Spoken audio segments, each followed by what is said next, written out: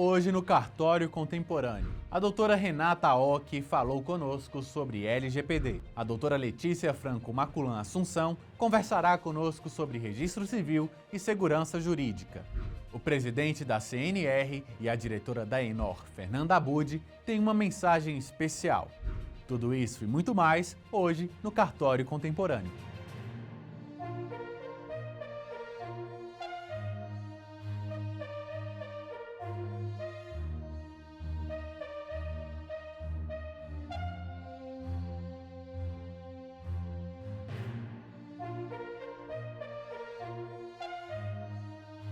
Renata Ock é tabeliã de notas e protesto, mestre pela Universidade de Marília e possui graduação em Direito pela Fundação Getúlio Vargas. Ela foi convidada para fazer parte do grupo de trabalho sobre Lei Geral de Proteção de Dados do CNJ, justamente o assunto do programa de hoje. Muito prazer, doutora Renata, seja bem-vinda ao Cartório Contemporâneo. Olá, Duda, tudo bem? Primeiramente, gostaria de agradecer o convite, gostaria de agradecer a CNR, a TV Justiça. E eu estou muito feliz de poder contribuir com esse programa, que eu sou telespectadora. Poderia nos explicar o que representa a Lei Geral de Proteção de Dados, a LGPD? A LGPD, ela é uma lei que ela vem costurar uma colcha de retalhos legislativa que a gente já tinha antes, né? Não é que o Brasil não tinha nada sobre proteção de dados. O Brasil tinha essa proteção de dados em leis esparsas, como o Código do Consumidor, como o Código Civil, a Lei Carolina Dickmann, mas eram várias leis esparsas. E existe uma falta, né, a ser suprida, uma lacuna a ser suprida natural de algo que não tem uma lei específica. Então, a Lei de Proteção de Dados vem fazer essa costura dessa colcha de retalhos e adentrar de forma mais específica a proteção de dados. E também ela vem por uma grande pressão internacional, porque foi uma exigência da OCDE para que o Brasil participasse, de que ela tivesse uma lei de proteção de dados. Notoriamente, porque o Brasil foi citado em alguns escândalos com violação de dados, né? A Cambridge Analytica, que foi um grande escândalo que evidenciou, né, o abuso de dados que estava sendo feito e vinculou-se à eleição presidencial dos Estados Unidos e, na investigação, o Brasil foi citado que teria algum envolvimento com a Cambridge Analytica. Então, para o Brasil, foi um posicionamento importante ter essa Lei Geral de Proteção de Dados nesse momento, né, como resposta até às acusações internacionais, às vinculações, às investigações, e também suscitou um debate importante, né? O MIT fez uma pesquisa que o Brasil, em 2019, aumentou a violação de dados e comercialização de dados ilegais em 493%. Então, o Brasil era analisado como um país assim, cuja experiência de proteção de dados não era satisfatória, né? Então, eu acho que a Lei de Proteção de Dados ela vem no momento que a gente demanda e que vinha demandando e traz um debate muito importante para o ambiente jurídico, legislativo e social que nos trouxe o debate à tona. Ela impactou vários setores que tiveram que se adequar, notoriamente em relação à multa, né? Quando fala de multa, principalmente pecuniária, que é prevista também na lei, todos os setores se envolvem e se interessam. Isso resultou agora em 2022, acho que muito por causa do debate que a LGPD trouxe, e trouxe como direito fundamental a proteção de dados, porque antes toda a proteção de dados era baseada no direito à privacidade e intimidade, e agora trouxe o direito à proteção de dados como um direito fundamental. E aí, como cláusula pétrea, né, que é um direito fundamental, traz todas as vantagens disso como direito do cidadão brasileiro, como a cláusula de vedação ao retrocesso, toda a dificuldade de tirar uma cláusula pétrea, e todos os direitos envolvidos quando um direito alça essa condição de direito fundamental. Então, ela representa assim, um ganho notório do Brasil, tanto nacionalmente quanto internacionalmente. E traz uma resposta jurídica que a nossa legislação clamava, né, por essa legislação esparsa, que foi muitas vezes suscitada por jurisprudências importantes. Então é recente? O Brasil, ele é considerado, assim, atrasado na proteção de dados, porque na América Latina ele era quase um dos únicos que não tinha legislação.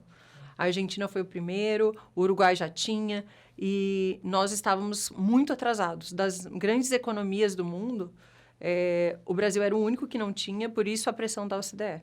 Qual o impacto da LGPD nos cartórios? Para os cartórios, a LGPD ela vem trazendo direitos e deveres.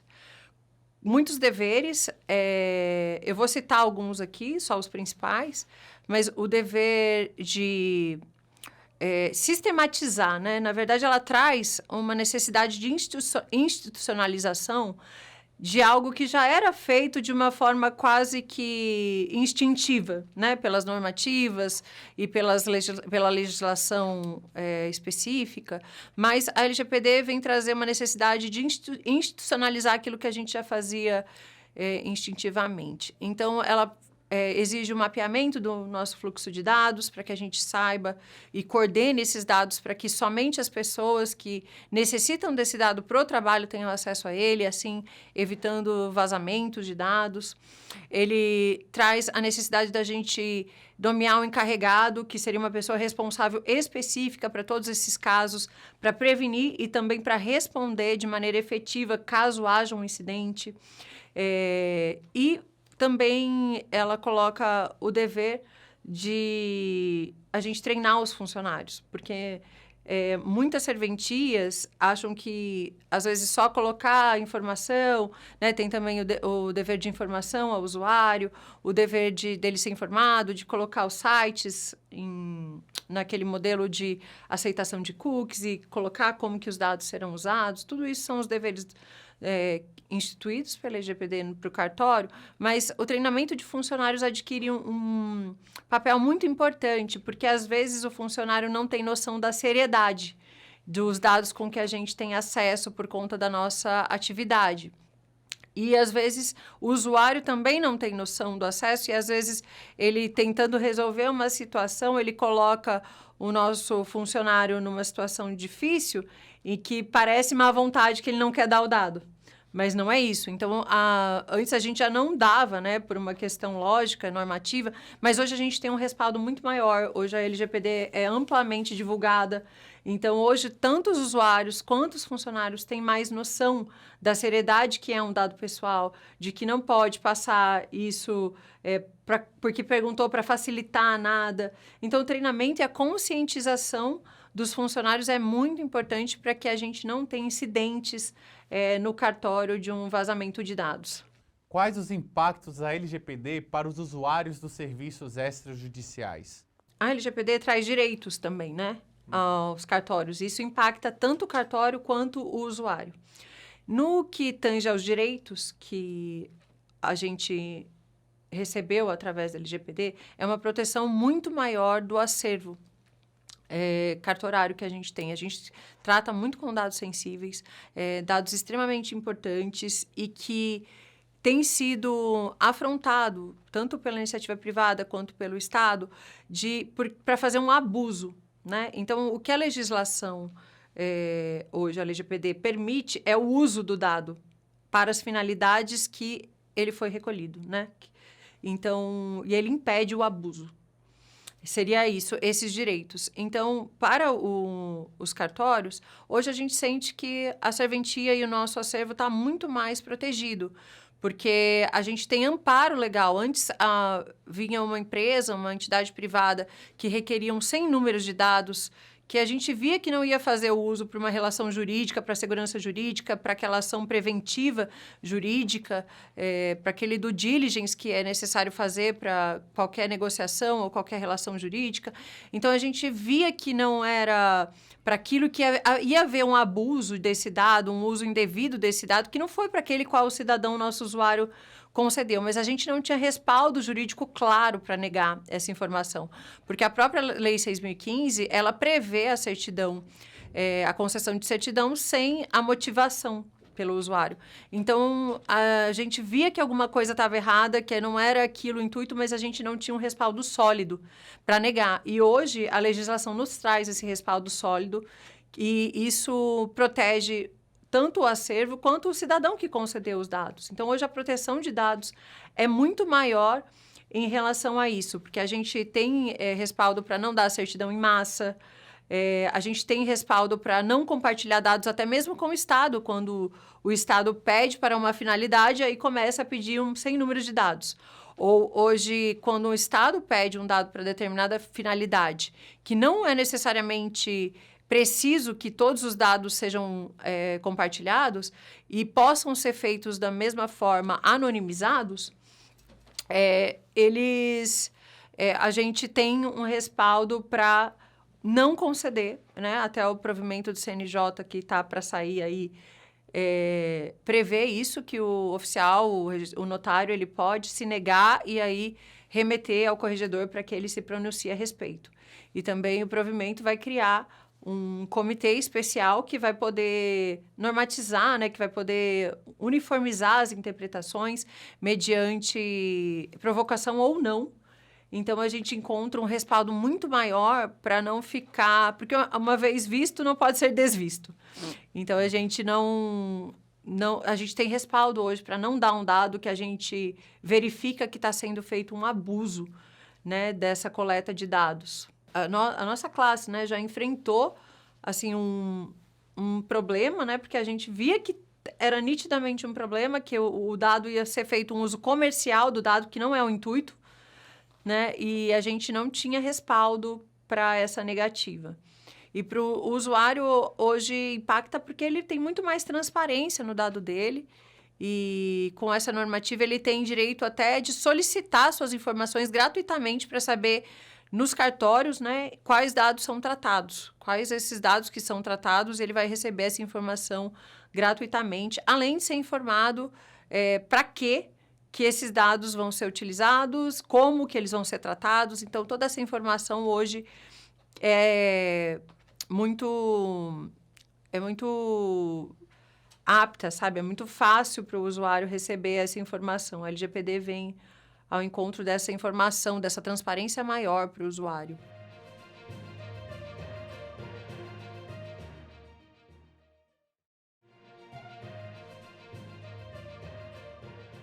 Qual a importância dos cartórios na proteção de dados tutelados pela LGPD?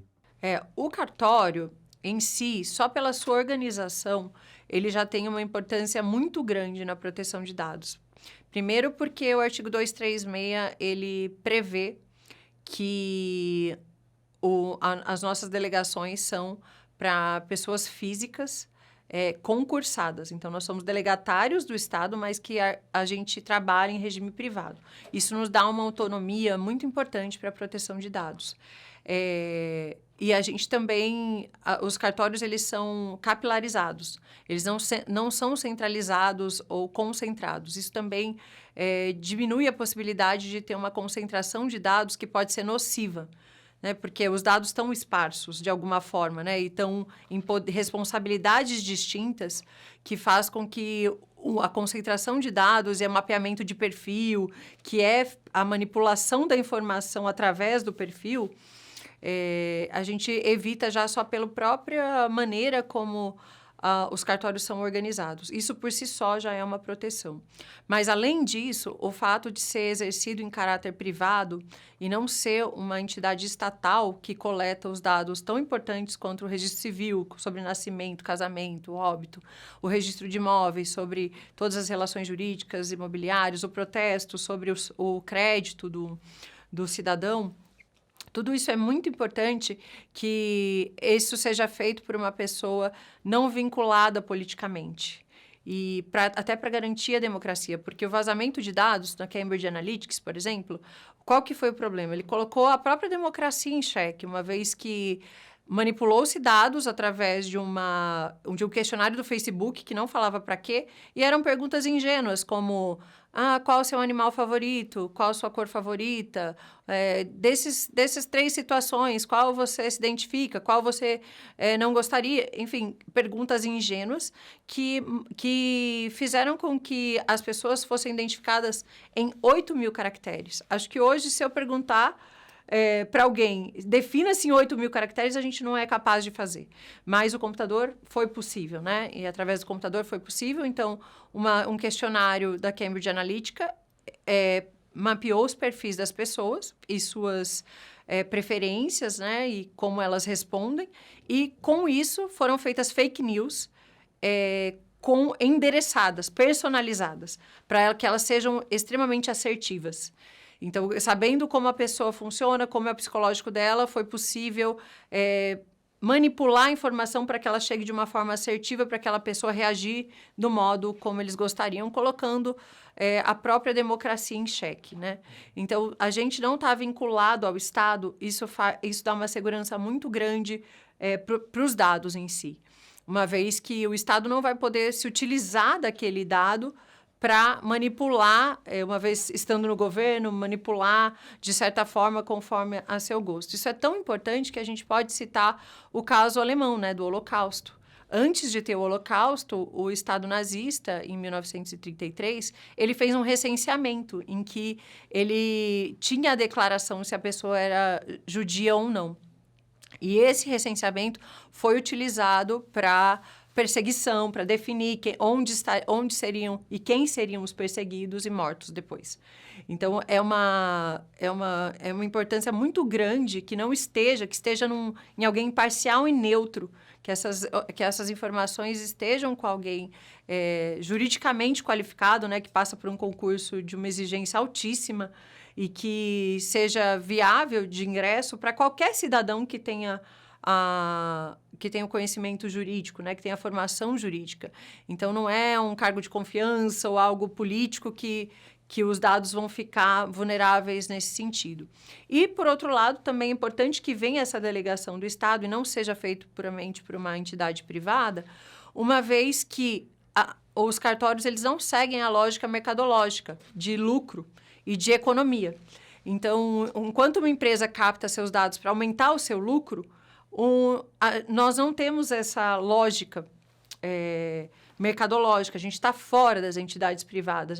Não é assim que a gente trabalha. A gente está ali para tutelar a segurança jurídica, os nossos emolumentos são taxados por lei. Então, não há nenhum interesse no dado em si para qualquer utilização que não aquela para a qual a gente recolhe o dado. Ao contrário da entidade privada, que ela compra dado, ela vende dado, vaza dado, porque a lógica do mercado é uma lógica diferente da dos cartórios, né? Que são fiscalizados pelo Poder Judiciário. Então, toda essa conjuntura já dá uma proteção maior para os dados por si só. E tanto que várias entidades têm feito avanços no sentido de tirar atribuições dos cartórios para entidades privadas, porque teriam um poder, né? A informação hoje é poder. Teria um poder que daria para elas benefício concorrencial, né? Benefício no mercado. E isso é extremamente perigoso para o cidadão e para as informações que a gente capta, né? E de se fazer um mapeamento e até, assim, em dados em conjunturas extremas, como o Holocausto, por exemplo. Tanto que após o Holocausto, muitos anos depois, houve uma nova tentativa de recenseamento. E até o povo alemão se insurgiu contra isso, sabendo quais são os limites, porque eles tinham uma experiência horrível com o recenseamento, né? Tinha receio de dar dados para o Estado. E hoje os cartórios ativamente se posicionam nesse sentido, né? A Noregs, nossas associações de classe, elas até judicializam alguns pedidos de compartilhamento de dados, como foi o caso do CIRC no Registro Civil, em que se pedia muito mais dados, acesso de muito mais dados totalmente desconexos com a finalidade do decreto, né? Da própria lei que exigia esse compartilhamento. Então, isso foi judicializado. Então, ativamente, os cartórios, não só pela sua formação e organização, mas também ativamente, através das nossas associações, a gente está dando um enfrentamento, né, para proteger esses dados e para proteger o acervo dessa forma como é organizada. Porque a gente entende que isso é uma proteção ao cidadão. Também, no caso Sinter, as associações se posicionaram nesse sentido de que de que não é benéfico ao poder público executivo, ao poder executivo ter essa concentração de dados, né? Coloca isso de uma forma muito vulnerável para o cidadão. Então, e no dia a dia, agora a gente pode até, em loco, cada um individualmente, negar certas informações e fazer essa ponderação. Quando é pedida um certo número de informações que nos parece abusiva, a gente pode pedir para o interessado motivar e a gente pode analisar esse motivo e deferir ou não, e depois submeter isso ao corregedor permanente para que dê uma palavra final. Mas, então, por onde quer que se olhe, hoje, ter os dados pessoais que são colhidos nos cartórios, pelos cartórios, da forma como é feito hoje, no Brasil, é algo muito assertivo, é algo muito protetivo para o cidadão. Nos Estados Unidos, a bolha imobiliária, uma das razões da bolha imobiliária foi a confusão de atores do mercado. Né? Então, a mesma pessoa que analisava uma coisa, analisava outra, e aí a informação foi muito manipulada no sentido de atender interesses. Né?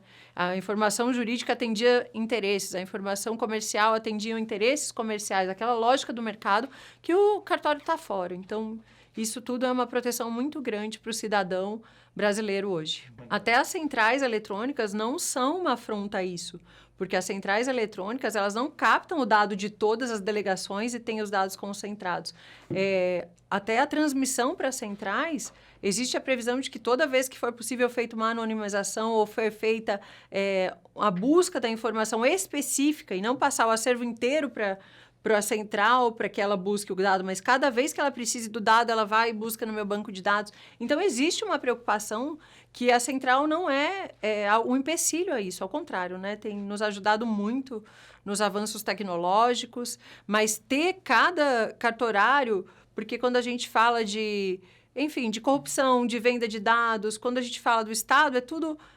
como se fosse um órgão, né? Mas quando são os cartorários, é quase impossível. A gente nunca ouviu falar de um caso de vazamento de dados ou venda de dados por um cartorário, mas no Estado já ouvimos, teve essa questão do Estado, do IBGE, teve até uma judicialização sobre isso, porque o Estado queria definir que os dados das companhias telefônicas fossem passados para o IBGE para conter o Covid e fazer um mapeamento. Mas a pessoa que compra um telefone, ela não está passando os dados para o IBGE, ela não está sendo nem avisada que essa possibilidade existe. E isso foi barrado. Mas cada vez mais o Estado tenta entrar em situações e ter mais informações que isso, em última análise, afronta a democracia por si só e, se não, coisas mais horríveis, que hoje a gente espera que não corra mais o risco. Mas uma vez... ocorreu no Holocausto. O Holocausto foi precedido de um recenseamento. Isso é muito importante, né? Isso é algo extremamente relevante que a gente não pensa quando a gente acha que os cartórios são assim, e, enfim, a gente não pensa em toda a organização o quanto que isso é protetivo. Até o caso do Covid, por exemplo, a OMS não pôde contabilizar os dados chineses sobre o Covid, porque eles não tinham confiabilidade, porque eles eram recolhidos pelo Estado, ao contrário do Brasil. Aqui a OMS pegou os dados pelos cartórios de registro civil, e esses dados são extremamente confiáveis. 200 páginas do relatório da China sobre o Covid foram descartados pela OMS, por falta de confiabilidade. Porque era recolhido pelo Estado, que tinha um interesse sobre manipular que informação ele queria ou não que fosse pública, né? Que fosse publicizada.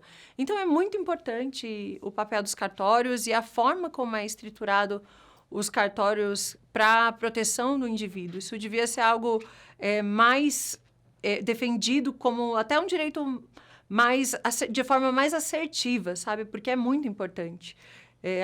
Quando...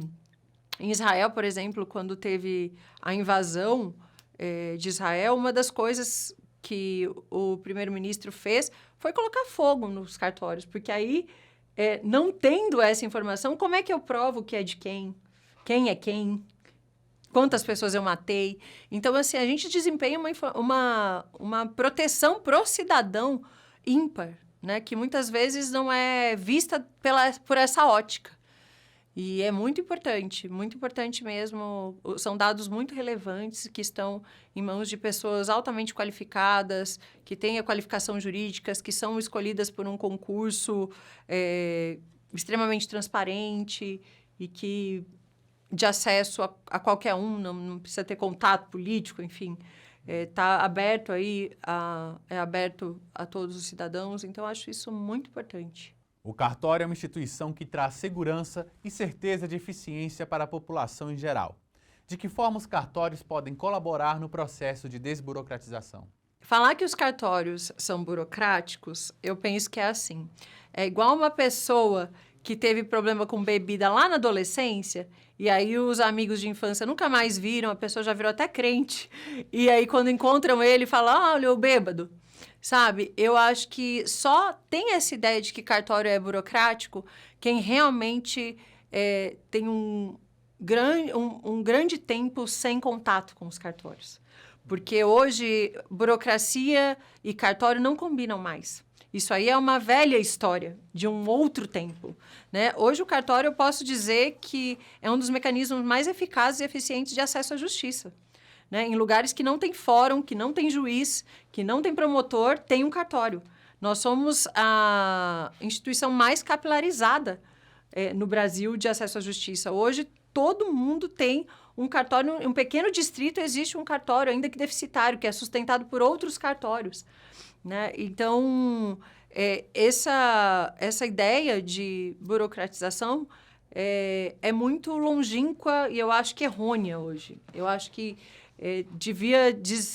a gente está trabalhando, né, para informar, porque a pessoa que tem essa visão é porque ela ainda é desinformada, ela não está tendo contato com os avanços, né? Nós tivemos muitos avanços tecnológicos, então, e a gente tem caminhado nesse sentido. Acho que essa ideia de desburocratização tem vindo muito junto com a tecnologia, para que o acesso seja tanto presencial quanto remoto. É tão importante a capilarização de estar presente no município quanto de estar presente em outro país através da tecnologia.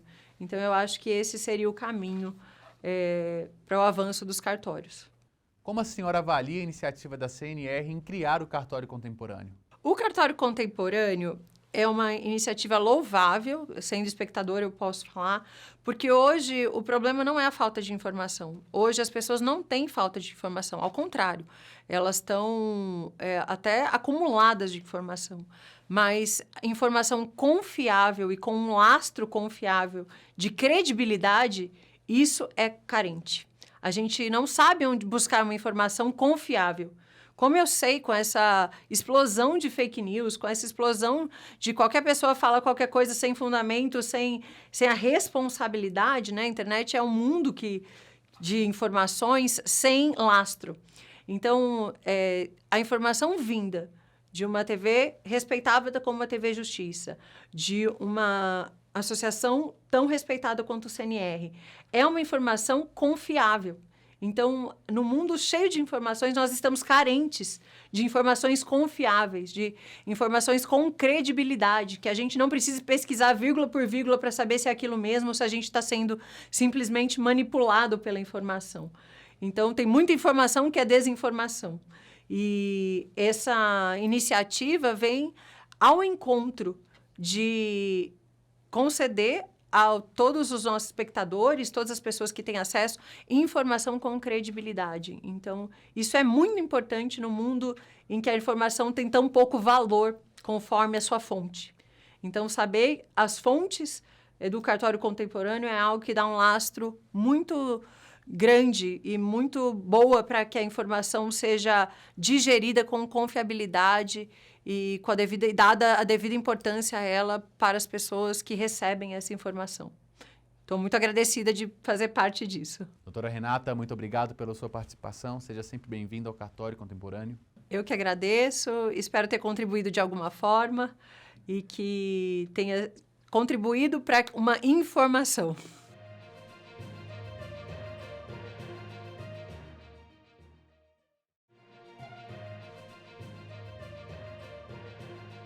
Letícia Franco Maculan Assunção é graduada em Direito pelo FMG e mestre em Direito Público. Foi procuradora da Fazenda Nacional entre 1993 e 2007. E depois foi aprovada em concurso para oficial de registro do Cartório de Registro Civil do Distrito de Barreiro, BH, Minas Gerais. Autora dos livros Função Notarial e de Registro, Notas e Registros, Casamentos e Divórcio em Cartórios Extrajudiciais do Brasil e Uso Capião Extrajudicial.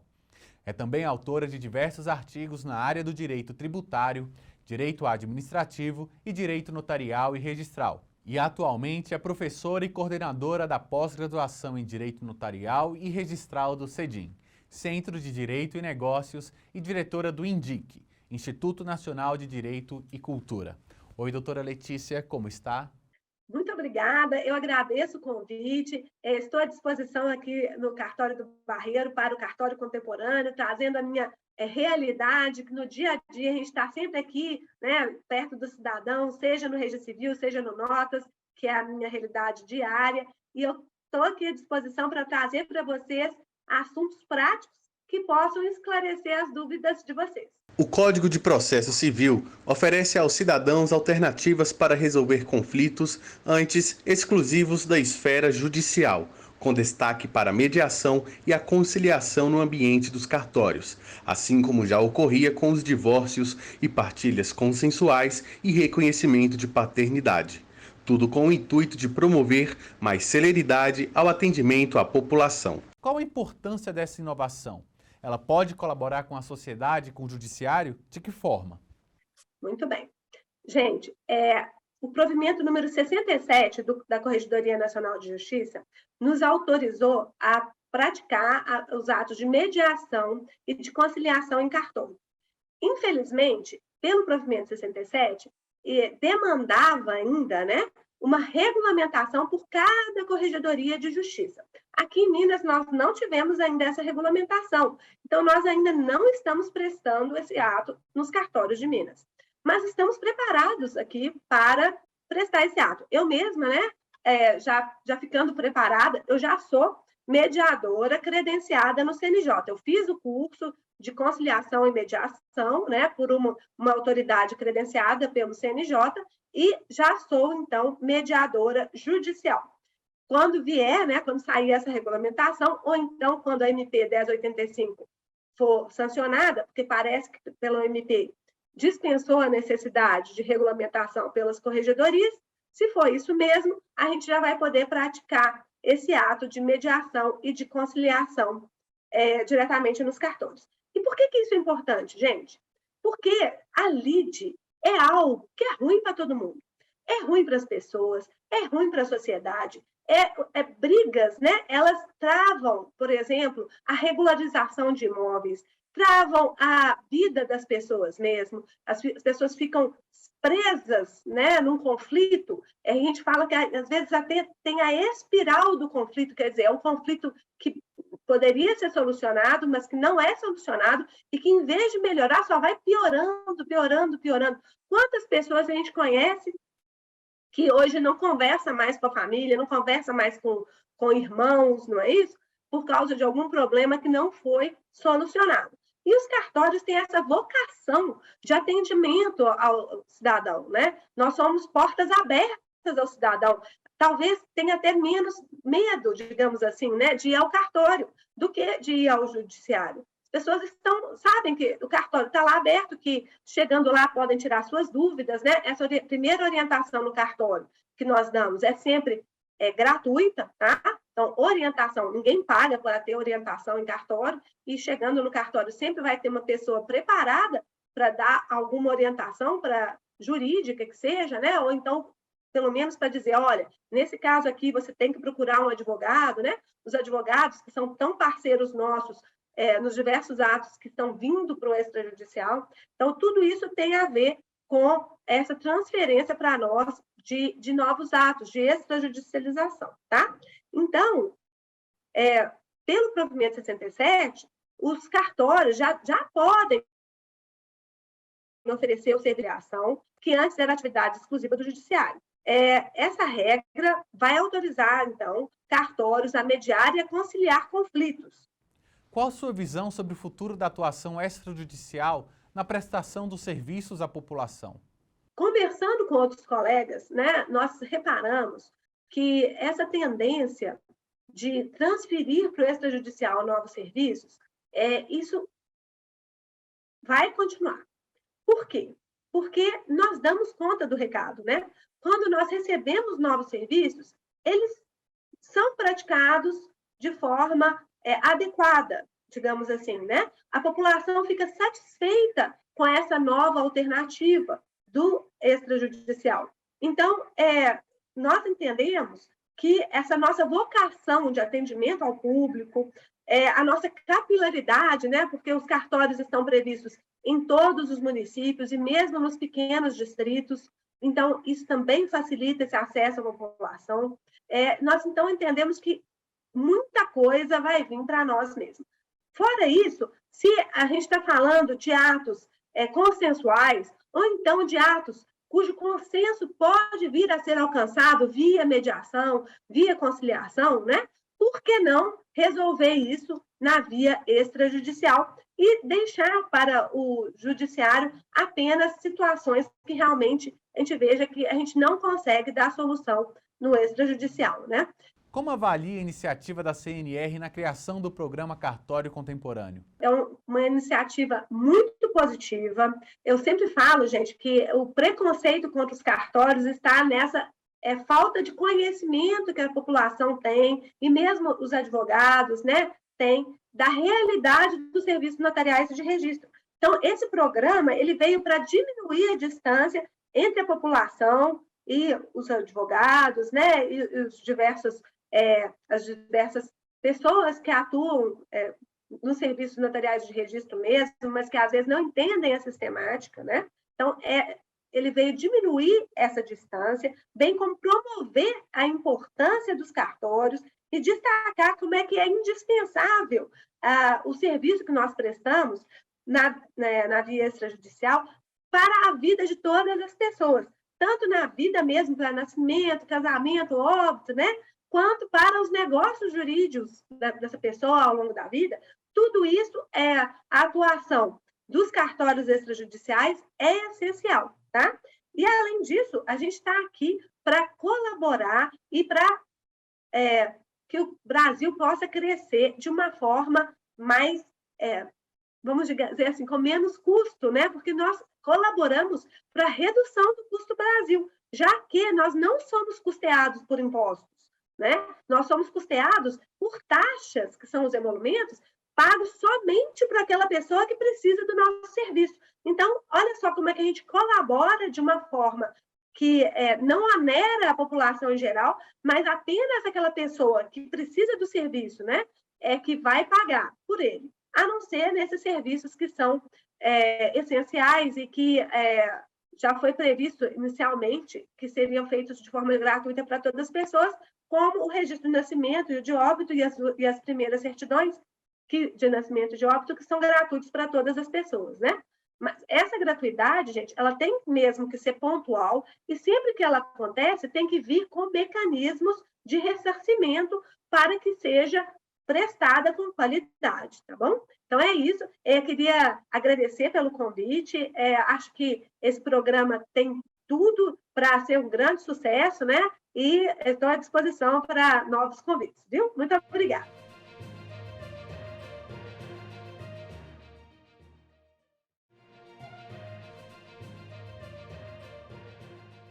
O presidente da CNR, Rogério Portugal Bacelar, e a diretora da ENOR, Fernanda Abud, têm uma mensagem especial para vocês. Oi, meus amigos. Dia 4 e 5 de agosto, conto com vocês em Recife, Pernambuco, para a primeira jornada de Direito Notarial e Registral. Nós teremos na coordenação geral o ministro Jorge Mussi, na coordenação científica, o ministro Sérgio Cuquina e Ribeiro Dantas. Como a coordenação executiva, com João Batista, o doutor João Batista e a doutora Daniele. E representando a nossa Escola Notarial e Escola Nacional de Direito Notarial e Registral, a nossa diretora Fernanda Abud Castro. Conto com vocês dia 4 e 5 de agosto em Recife, Pernambuco, com a primeira jornada. Vai ser muito importante para a classe notarial e registral, pois lá teremos condições de formar jurisprudência através de enunciados. Espero que vocês todos aproveitem, porque vão ter professores de alto nível, ministros e especialistas do direito notarial e registral, trabalhando durante esses 2 dias para clarear a cabeça de todos os notários e registradores e todos os estudiosos do direito notarial e registral, para que olhem um pouquinho para a nossa classe, que é especializada nesse direito notarial e registral.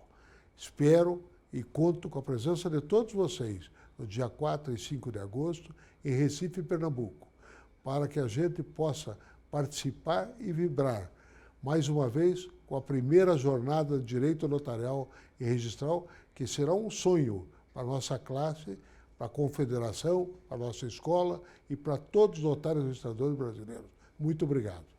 A primeira jornada de Direito Notarial de Registro, ela que é coordenada pelo Conselho da Justiça Federal, ela tem como parâmetro as demais jornadas. Exatamente como aconteceu há pouco tempo em Brasília, a jornada do direito civil, por exemplo, ela é separada por comissões e, de alguma forma, ela tem como objetivo propiciar que matérias sejam cada vez mais compreensíveis, de mais fácil tato para serem, assim, cumpridas na ordem judicial. Qual o sentido da organização das jornadas? Ela, como já disse, coordenada pelo, no caso, o ministro Jorge Mussi, que é o coordenador geral. Ela também tem coordenadores científicos, dos quais, nessa primeira jornada, nós temos o ministro Sérgio Cuquina e também temos o ministro Moura Ribeiro, de todos do Superior Tribunal de Justiça.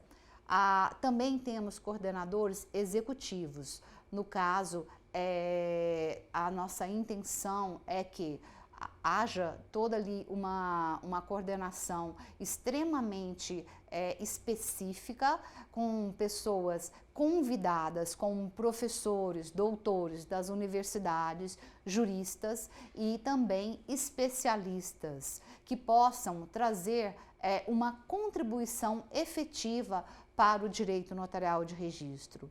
A organização se dará extremamente muito semelhante às demais jornadas, como, por exemplo, haverá um presidente, que normalmente é o ministro do Superior Tribunal de Justiça, terá um relator, que normalmente é um desembargador, um juiz, alguém que possa, com amplo conhecimento jurídico, estar ali na relatoria das matérias. Os juristas convidados, que são professores renomados das universidades federais e também conhecedores da atividade notarial de registro, assim como os especialistas, renomados professores e doutores, que também ali podem fazer parte notários e registradores, assim como convidados.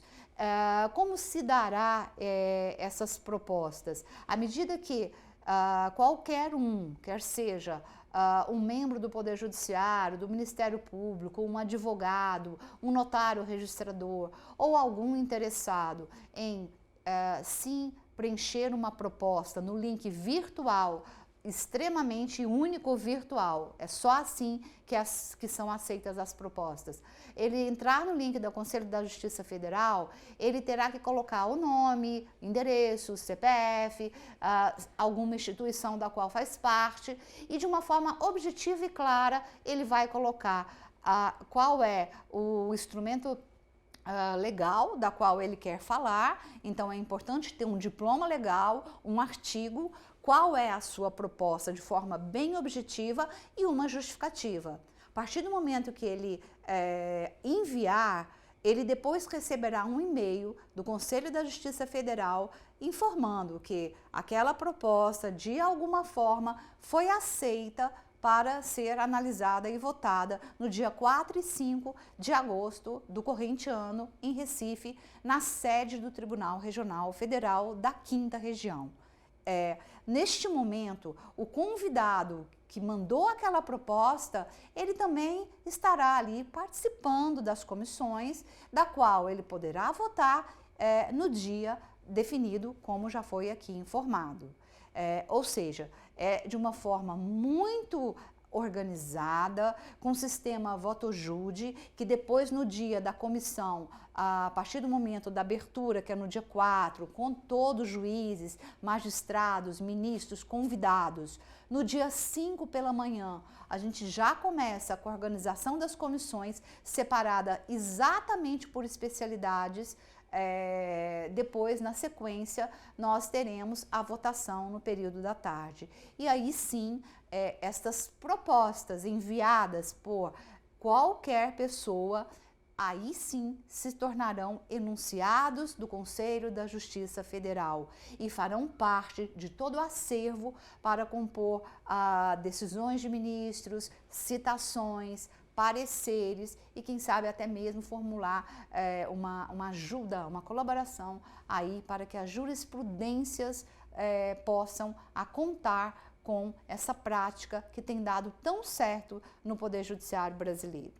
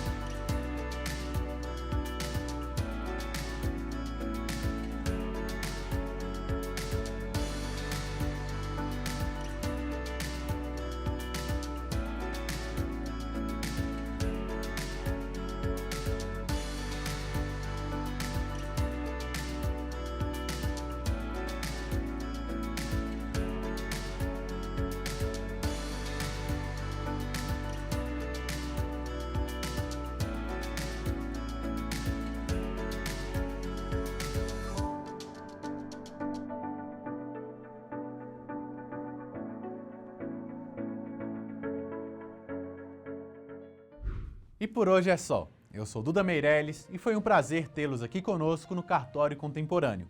Se você perdeu alguma parte ou gostaria de rever o programa, temos uma reprise toda segunda-feira, 19 horas, na TV Justiça ou no canal do YouTube da CNR. Voltamos com um episódio inédito na próxima quinta-feira, 19 horas, na TV Justiça. Até lá!